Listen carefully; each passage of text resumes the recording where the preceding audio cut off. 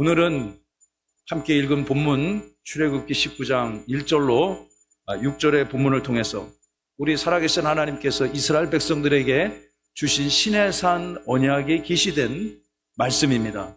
이 말씀을 통해서 우리를 향하신 하나님의 3대 비전이라는 제목으로 말씀을 강론하도록 하겠습니다.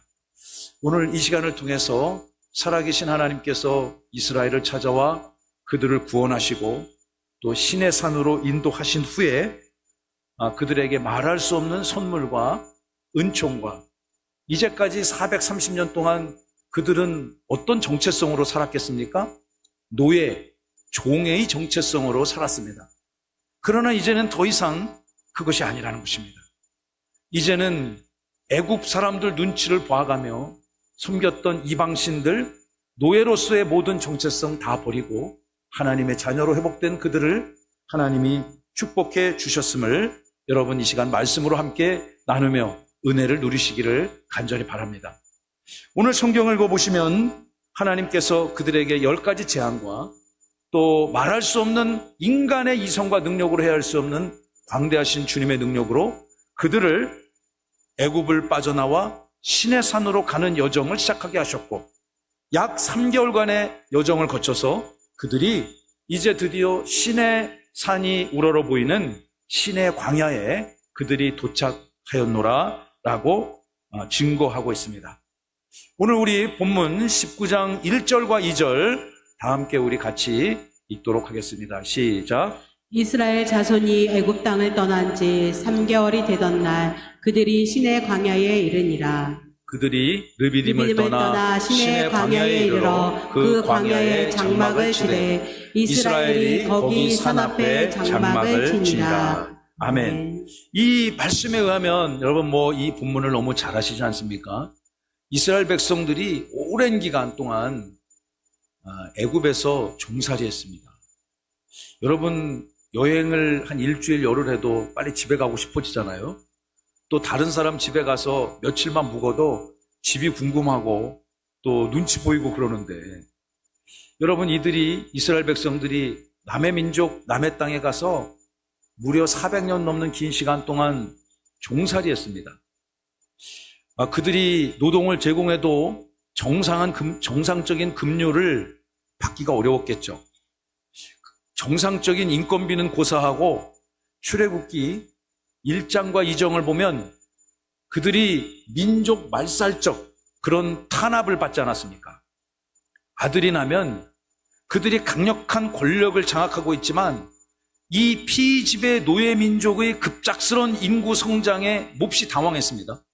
그래서 그들이 그 인구를 강제적으로 억제하기 위해서 아들을 낳으면 나일강에 죽이라고 하는 정말 말도 안 되는 그런 정책을 시행했던 사람들 밑에서 살았으니 그들의 인생이 얼마나 곤고했겠습니까?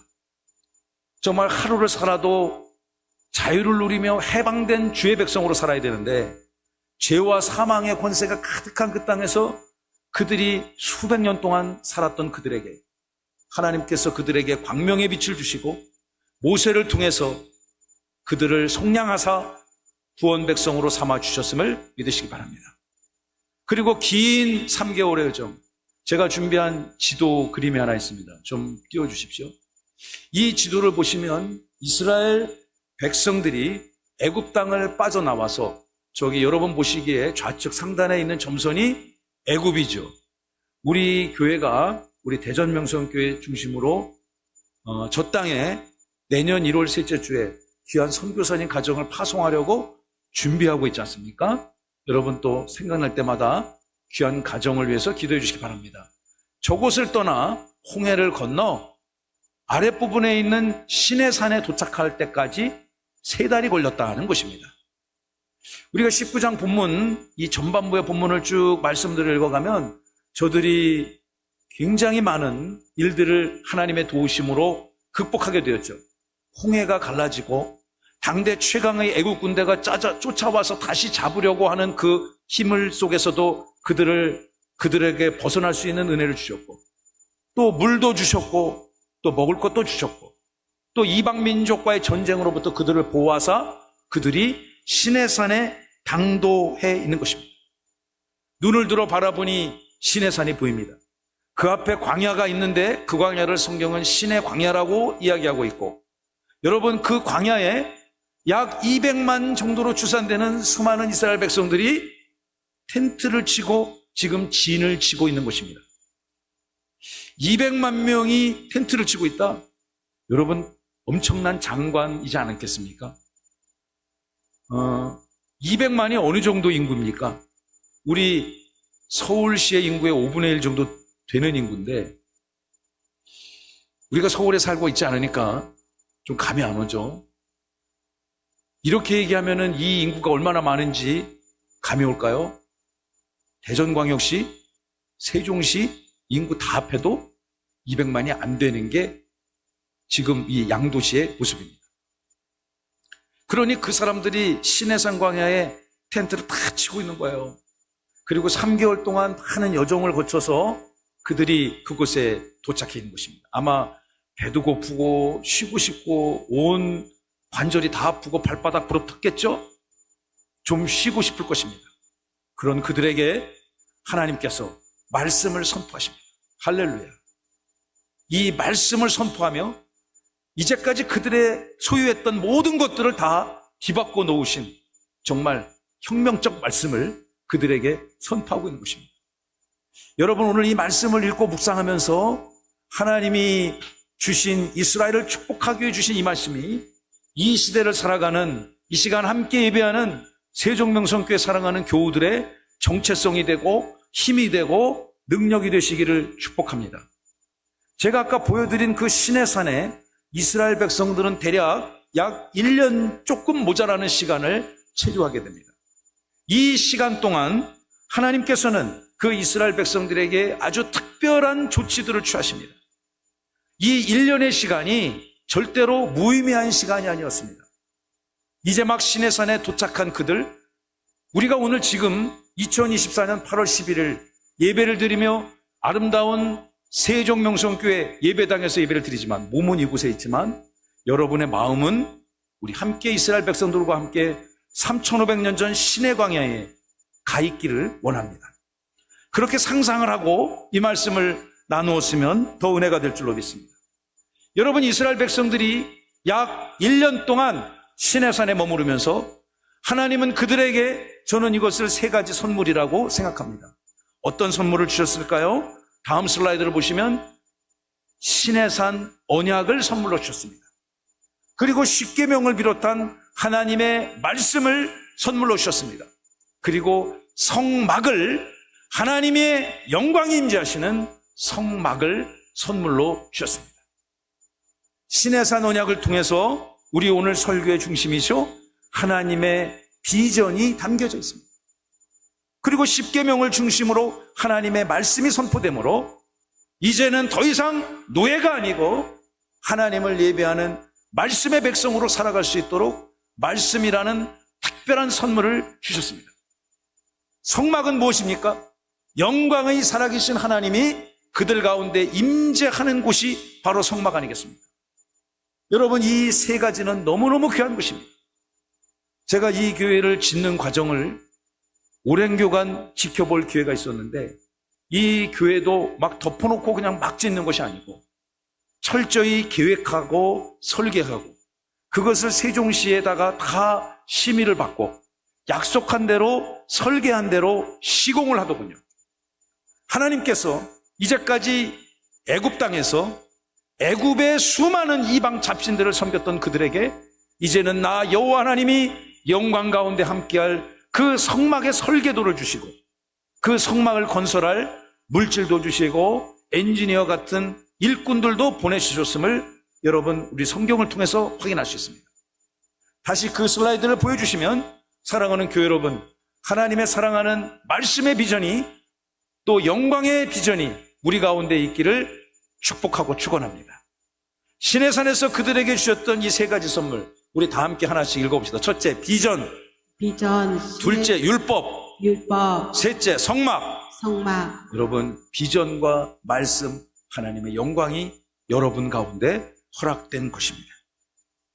이 언약을 우리가 오늘 읽은 본문 5절 6절의 이 본문을 우리는 신의 산 언약이라고 부릅니다. 신의 산에서 하나님께서 직접 그들을 찾아오사 인간들이 이해할 수 있는 언어 체계로 약속을 맺으신 거죠. 그래서 어떤 분들은 이것을 모세가 받았다 해서 모세 언약이라고 부르기도 합니다만, 오늘은 우리 신의 산 언약이라는 용어로 통일을 하겠습니다. 이 언약은 새로운 이스라엘, 새로운 하나님의 나라가 선포되어지고 또 열려지는 일종의 개국 선언문과도 같은 것입니다. 여러분, 우리나라가 이 중에 법을 공부하신 분들도 계실 텐데, 여러분, 우리나라가 예전에는 왕이 다스리는 나라였잖아요. 왕이 다스리는 나라니까 철저히 신분제도가 있었고, 그 신분제도를 사람들은 극복할 방법이 없었습니다. 개인의 능력과 노력으로.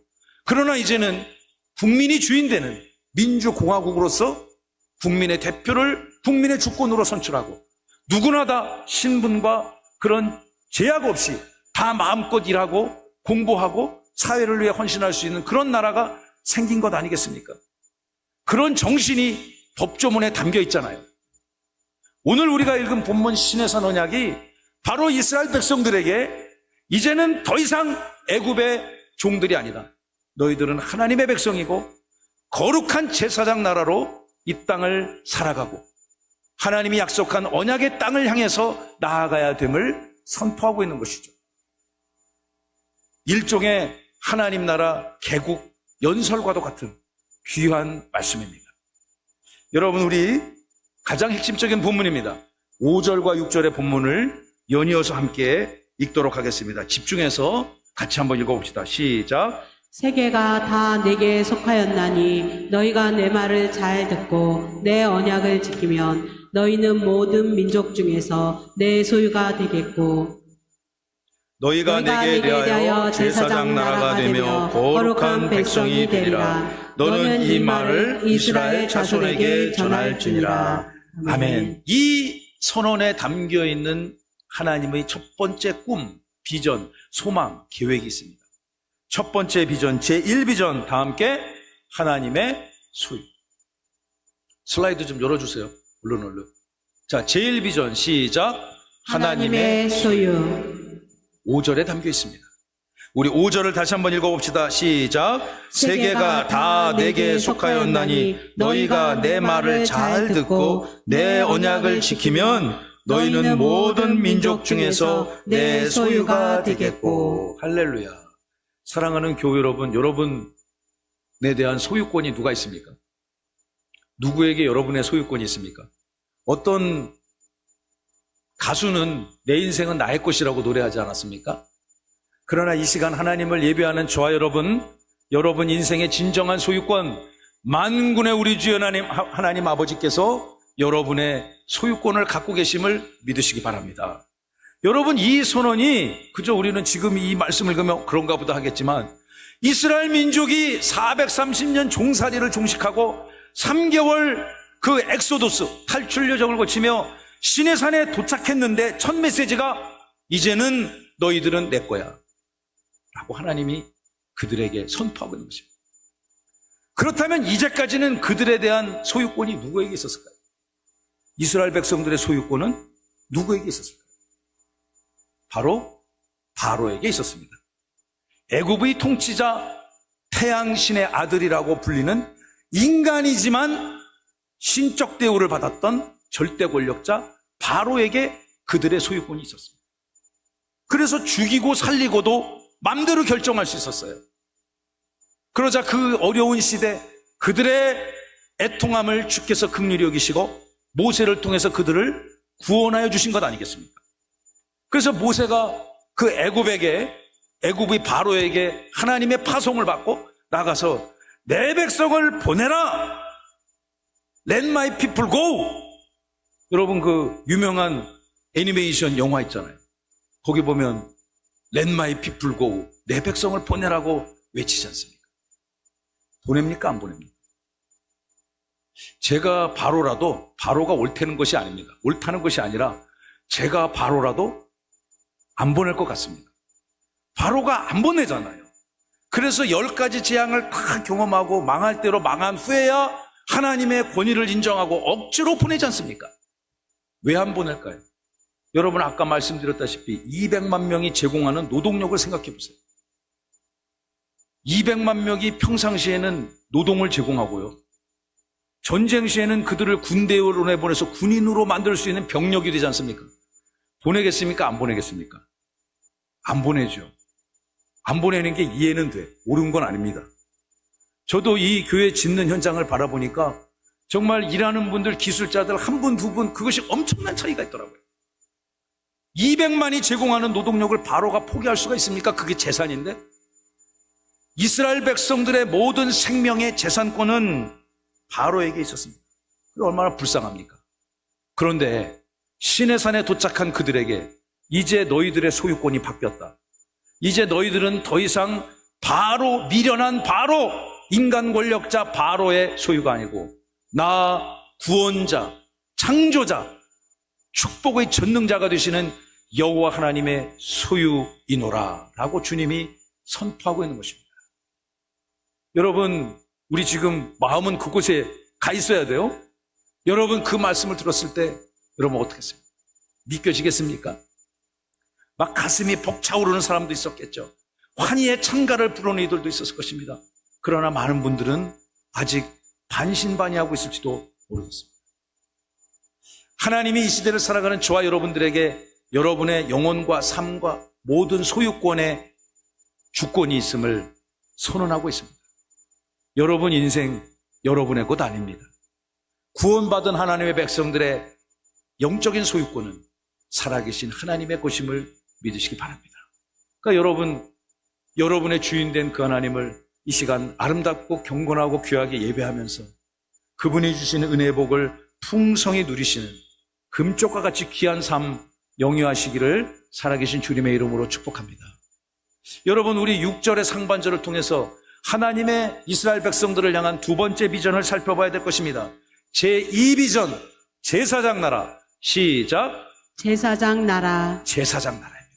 6절의 상반절, 너희가 내게 대하여 제사장 나라가 되며. 여기서 이제 제사장 나라라고 했는데 제사장이 뭐하는 사람들인지 우리가 이해를 해야 되겠죠. 여러분, 영원한 대제사장 되시는 예수 그리스도를 믿으십니까? 예수 그리스도가 이 땅에 오시기 전에 죄 지은 인생들, 여러분이 가령 그 시대를 살았다고 가정을 했을 때 죄를 지었어요. 율법 하나님의 계시된 말씀에 의하면 하나님 앞에 도저히 살아날 수 없는 그런 죽을 죄를 지은 인생들이라고 가정을 해봅시다. 근데 여러분 죽고 싶어요? 살고 싶어요? 네? 죽고 싶어요? 살고 싶어요? 당연히 살고 싶잖아요. 죽고 싶은 사람은 아무도 없습니다. 저희 부모님이 강원도 계시는데 저희 아버님이 이제 90이 훌쩍 넘으셨습니다. 저에게 가끔 그런 얘기 하셨어요. 천국 가야 되는데 난 왜 이렇게 오래 사는지 모르겠다. 그럼 저희 어머니가 그렇습니다. 저거 다 뻥이라는 거예요. 정말 믿으면 안 된다고. 정말 절대 믿으면 안 된다고 저한테 그랬어요. 그래서 그 근거가 무엇입니까? 그러니까 우리 어머니가 드는 근거가 이겁니다. 코로나19 때 모든 게 다 그냥 나가서 활동을 못할 정도로 다 얼어버렸잖아요. 우리 어머니가 맨날 그 두 분이 이제 같이 식사하고 사시니까 외식을 하고 싶어가지고 우리도 오늘 좀 나가서 밥 좀 먹읍시다. 그러니까 방에서 5만 원을 꺼내주시면서 혼자 먹고 오라. 나는 코로나 걸려 죽고 싶지 않다. 그렇게 얘기하더라고요. 그래서 어떻게 했냐면 제 동생이, 서울에 있는 동생이 그 주문 앱으로 시켜가지고 이렇게 잡수대요. 여러분, 죽고 싶은 사람은 아무도 없어요. 그러니 죄 지은 인생이라 할지라도 여러분, 자기 대신 죽을 희생양이 필요한 거잖아요. 그래서 소, 양, 염소 그런 것들을 잡아다가 제사장 앞에 가져오는 것이죠. 제사장 앞에 안수합니다. 사마크. 얼마 전에 우리 했잖아요. 레위기 말씀하면서 사마크 하면서 자기 죄를 전가시킵니다. 그리고 자기 죄가 전가된 그 희생양은 온몸이 분해가 되는 거죠. 피와 내장, 기름이 다 발골되어지고 뼈가 분리되어지고 제사장은 그것들을 태워서 속죄하며 하나님 앞에 은혜를 입는 그런 역할을 하는 것이 제사장 아닙니까? 여러분, 그러나 구약 율법 시대 제사는 한계가 있습니까? 없습니까? 명확한 한계가 있는 것입니다. 영구적이지 않습니다. 그 효과가 단회적입니다.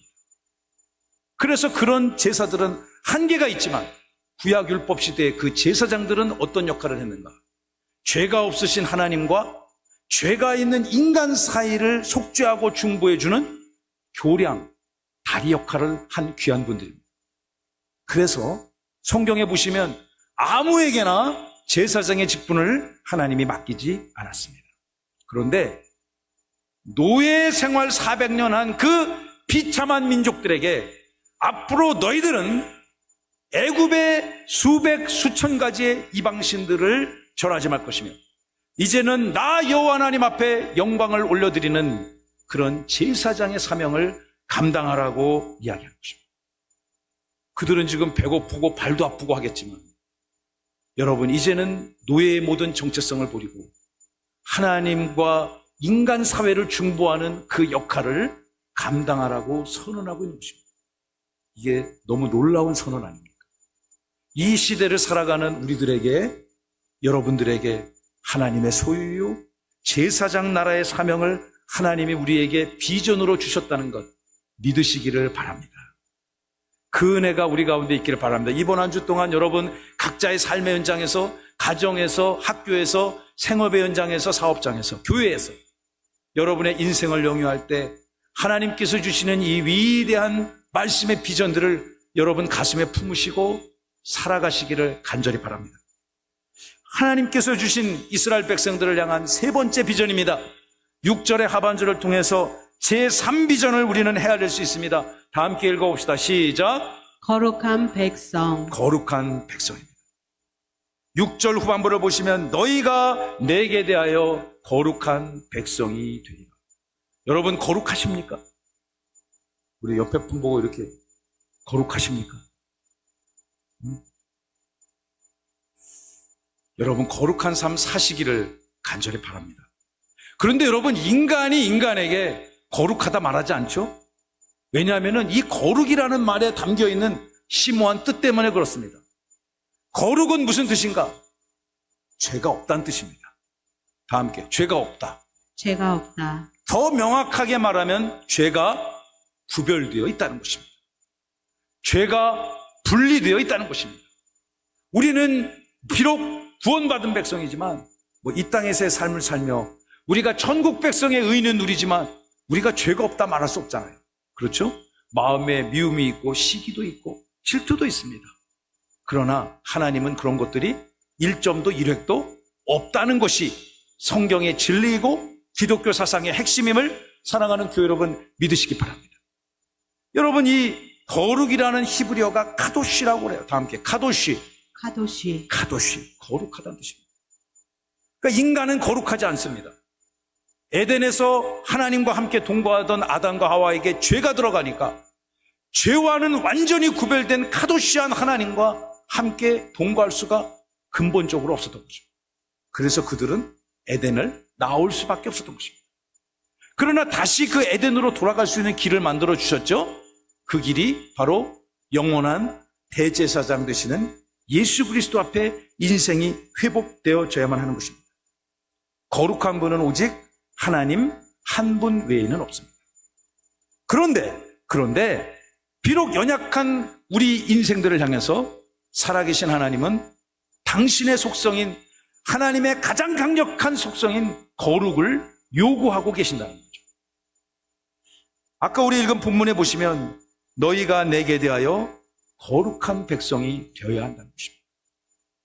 2024년 8월의 치열한 삶의 현장을 누리고 있는 귀한 성도 여러분, 여러분의 인생에 거룩이 회복되어지시기를 간절히 축원하고 축복합니다.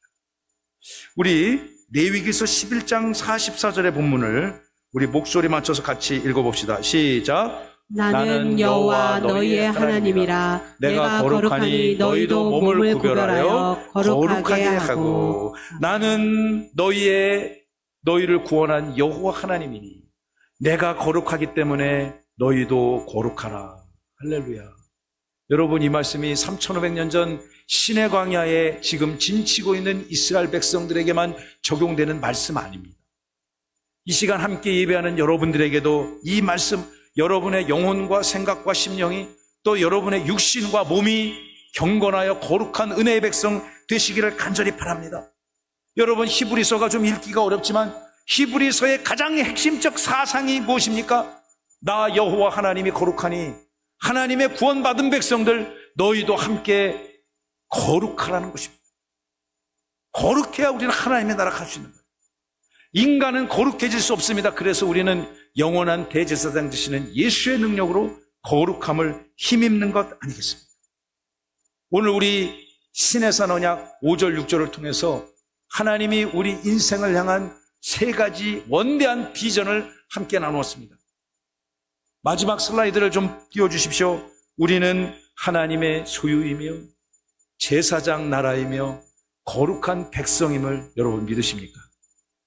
그것이 이스라엘 백성들에게 준 첫 번째 말씀이고 사명입니다. 시내산 언약에 담겨있는 이스라엘을 향한, 그리고 이 시대를 살아가는 우리 세종명성교회 사랑하는 교우들을 향한 하나님의 거룩한 비전. 여러분, 우리가 더 이상 세상의 종이 아닙니다. 더 이상 죄와 사망의 권세의 지배를 받는 연약한 미련한 종들이 아닙니다. 만군의 우리 주 창조주 하나님의 소유됨을 누리시기를 바랍니다. 여러분은 제사장 나라 백성입니다.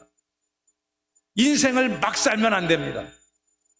또 믿지 않는 자들을 하나님 앞에 중보하는 제사장적 사명을 우리는 거룩한 하나님의 백성으로 감당해야 될 줄로 믿습니다. 여러분, 우리 다시 시내산 광야로 가봅시다. 그들이 400년 동안, 정확하게는 430년 동안 종으로 살았습니다. 그리고 시내산 광야에 도착하니 하나님께서 그들에게 언약을 주시고 또 말씀을 주실 것이며 성막을 선물로 주실 것입니다. 우리는 출애굽기 전반의 내용을 다 알고 있기 때문에 지금 이 19장이 계시될 당시에 이스라엘 백성들은 비록 몰랐겠지만 우리는 다 알고 있습니다. 사랑하는 성도 여러분, 오늘도 여러분을 향한 하나님의 축복의 선물은 계획되어지고 또 비전으로 만들어지고 성취되어져 감을 믿으시기 바랍니다. 그러니까 우리 인생이 넉넉고 좌절하고 낭망할 데가 없어요.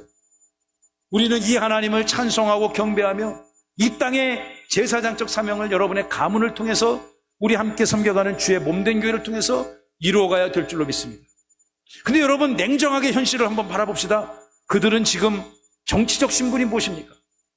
이스라엘 백성들 가까스로 하나님의 은혜로 하나님이 도와주시지 않으면 절대 있을 수 없는 시내산 광야에서 그들은 자유를 누리고 있어요.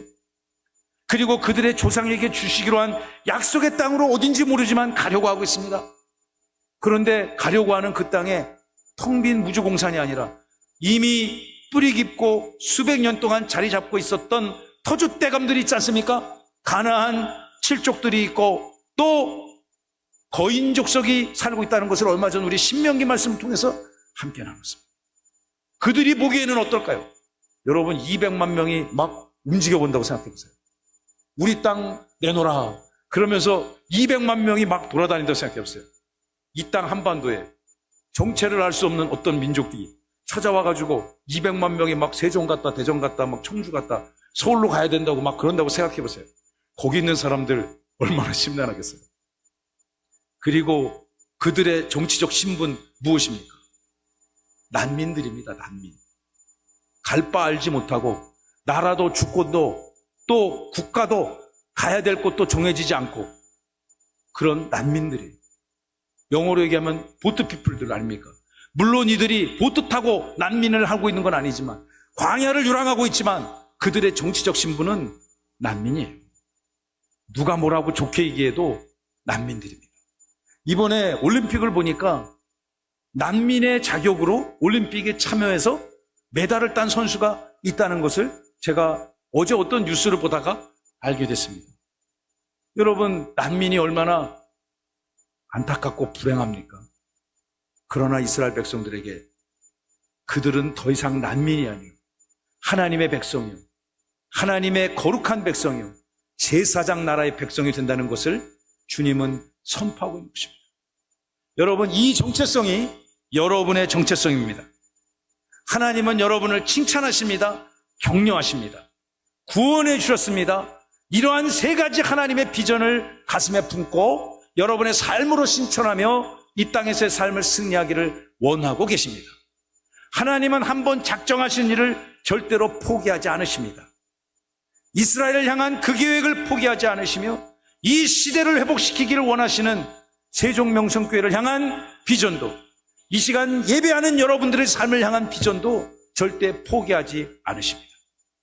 여러분, 이 하나님의 원대한 3대 비전이 여러분 가문의 교훈이 되고 가훈이 되고 우리 함께 섬겨가는 주님의 몸된 교회의 사역의 방향이 되고 비전이 되리라 믿습니다.